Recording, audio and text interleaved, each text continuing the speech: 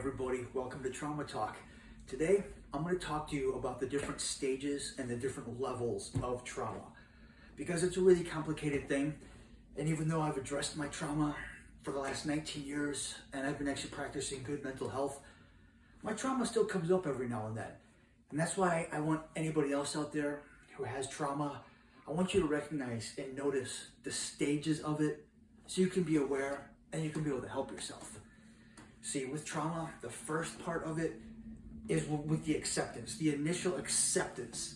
With coming with admitting and accepting the trauma, there actually can be a lot of a loss of control, a feeling of panic. See, for instance, with me, I'm somebody who lost my vision on September 12th, 2004 from a traumatic brain injury. So going from 20/20 vision to total blindness was really not easy for me to grasp. I really had a hard time processing it, which is why the panic would happen all the time. When I first lost my vision, the hardest part was getting over that initial panic. Like, it's the same feeling as like when you walk into a room, any of my sighted viewers out there, when you walk into a room that you're not familiar with or a place and you walk in and you go to flick the light switch, there's no light switch to be flicked. Or when you flick the light switch, the light doesn't actually come on. Or when you walk in and you keep sitting there, you're flicking the light switch on and off, and the light's not coming on. You can't process it, you figure out why. You just, no matter how much you keep flicking that light and trying, but you're not going to get light and you just can't process what's happening and why. And that's when you're going to frantically start searching every single wall. You're really going from wall to wall, across the room, everywhere, frantically searching for a light switch. But there's a good chance there's not even going to be a light switch. It's one of those things you're looking for something that's not there. That's how my vision loss was.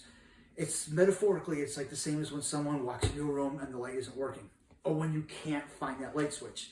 Even when you know that light switch doesn't work, even when you know there isn't a light switch anywhere, it's still that lack of control, that feeling of processing the reality of it like that's not possible. You can't process the fact that the light switch doesn't work. You can't process the fact that there isn't a light switch anywhere. No matter how much you go over every single wall, no matter how much you look every single square inch of the room, you're not going to find a light switch and you're not going to be able to flick the light on. But yet you can't process it. You're going to keep trying. It's just a panic. The more you start to realize it's not working, the more you're panicking, the more you feel lost. The more you want to find what's not going to be possible. You eventually come to grips with it. You're going to eventually accept and realize, okay, look, this light switch is not working. I forgot to pay the electric bill. Ah, shit, I don't know.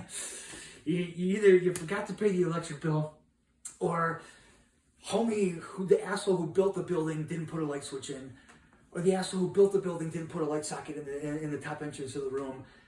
You really just start to accept the fact that no matter, you don't want it to be true, but you accepted it.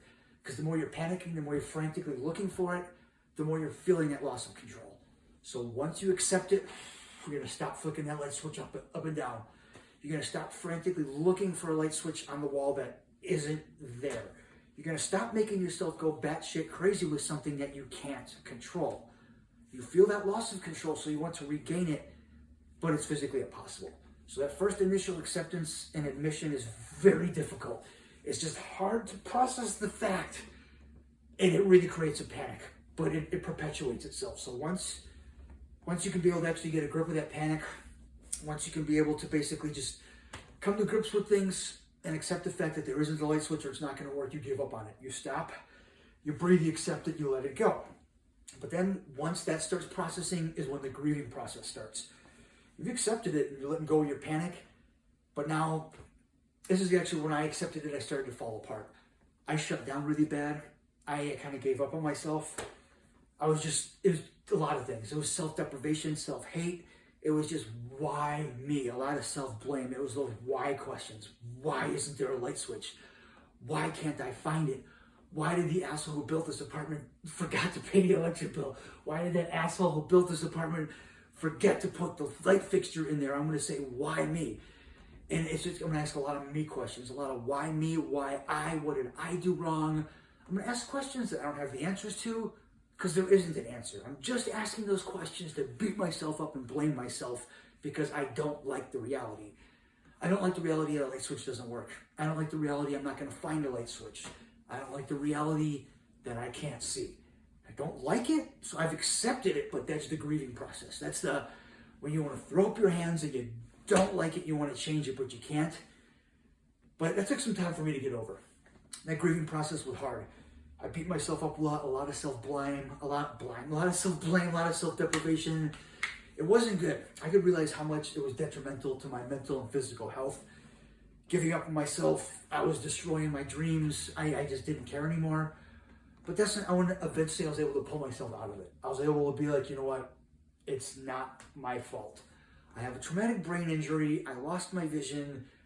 I didn't build this goddamn house. It's not my fault that the asshole forgot to put that light fixture up in the ceiling. It's not my fault that my parents forgot to pay the electric bill. It's not my fault that the light switch doesn't work. You can pull yourself away from that self-blame. You can just come to grips with the reality of it. And because you want to keep changing it, you want to blame yourself, and you want to project that hate and project that aggression onto something, so you'll blame yourself because you're the closest and easiest thing to blame.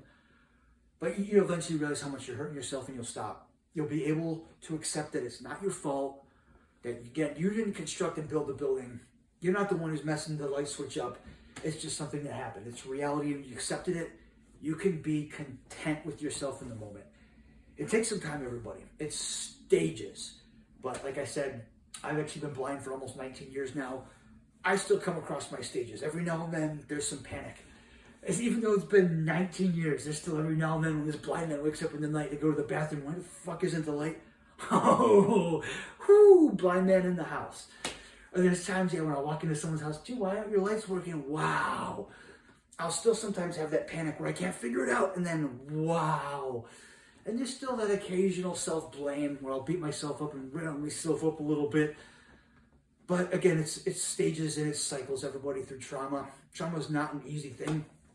I recognize those stages. I recognize my panic. I recognize my self-blame, but I become aware of it and I'm able to stop it. I'm able to stop that panic.